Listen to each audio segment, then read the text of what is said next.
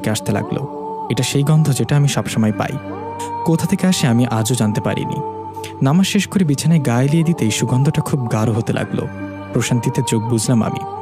কখন যে ঘুমিয়ে পড়লাম জানি না। ঘুমিয়ে দেখতে পেলাম আমি একটা অচেনা রাস্তায় হাঁটছি, আর মনে মনে বলছি, কে বাচ্চার বাবা?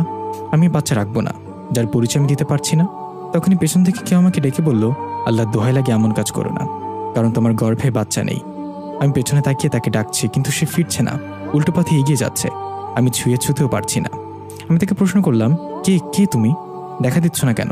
সে বলল, সঠিক সময় আসুক, আমি নিজেই তোমার সামনে আসব। তুমি আমার, তুমি আমার, তুমি আমার। তুমি আগেও আমার ছিলে, এখনো আমার থাকবে।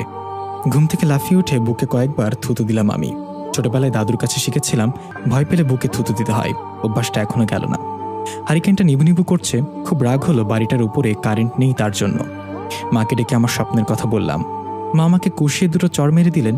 মামাকে ধমককে বললেন, তোকে আমি এখনো কিছু বলিনি, তার কারণ হলো প্রথমত মানুষের মধ্যে ছিলাম, বলার সুযোগ পাইনি, আর দ্বিতীয়ত এখানে আসতে অনেক সময় লেগেছে।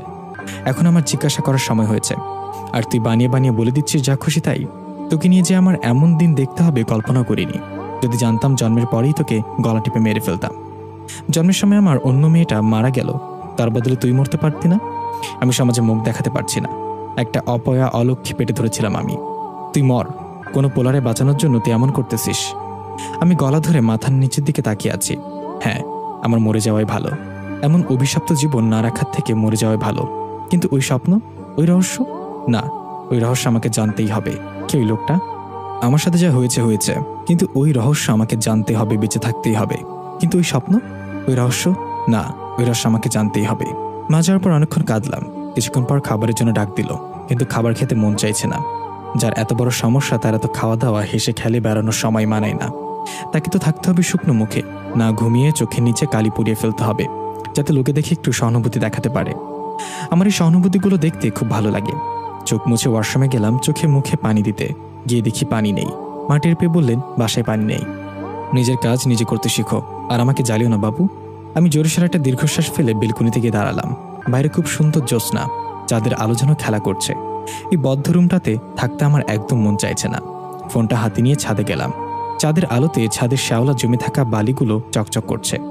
ফোন অন করে দেখলাম 3% চার্জ। আশেপাশে কোনো বাড়ি নেই যে তাদের থেকে চার্জ দিয়ে আনবো। এই মুহূর্তে রাগ জিত কিছুই হচ্ছে না আমার।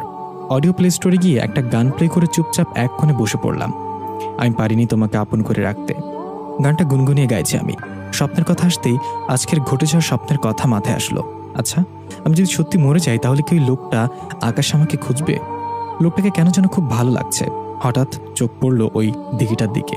কি সুন্দর নীল পানি, তার উপরে চাঁদের আলো পড়ায় আরো মনোমুগ্ধকর হয়ে উঠেছে। আমি কি একবার যাব? এত রাতে যাওয়া কি ঠিক হবে? এই অদ্ভুত জায়গায় এত সুন্দর একটা দিঘি, দিঘিটার টলটলে পানি আমাকে খুব করে টানছে। যাই না, গিয়ে হাত মুখ ধুয়ে আসি। যেভাবে সেই কাজ। গান অফ করে সিঁড়ি বেয়ে উপরের দিকে উঠলাম। দৌড়ে বাড়ির পেছন থেকে দিঘিটার সামনে গিয়ে দাঁড়িয়েছে। আমি আকাশে পা দুটো ছড়িয়ে ঘাসের উপর বসলাম। এক হাত দিয়ে একটু একটু করে পানি স্পর্শ করছি। হঠাৎ সেই অদ্ভুত সুগন্ধটা নাকে এসে ঠেকলো। এক অজানা ভালো লাগা কাজ করতে লাগলো। আমি পাজামা একটু উঠিয়ে পা দুটো পানিতে ডুবালাম। কি ঠান্ডা পানি, শির দ্বারা খাড়া হয়ে গেছে। আমি পানি নিয়ে খেলছি। হঠাৎ পানির উপরে লেখা দেখলাম, এই সময় বাইরে আসা উচিত না তোমার। আমি আর কত সেফটি দিব বলো তো? তোমার আগেও বুদ্ধি হয়নি, এবারও হলো না। যাও ঘরে যাও, টেবিলের সামনে যাবে আগে, মনে থাকে যেন। পানির উপরে থাকায় পড়তে অসুবিধা হচ্ছিল আমার, তাই লেট হলো পড়তে। তাই আবার সে লেখাটা উঠলো।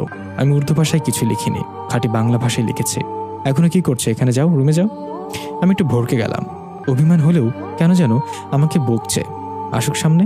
কার সাথে অভিমান করেছে আমি? কে?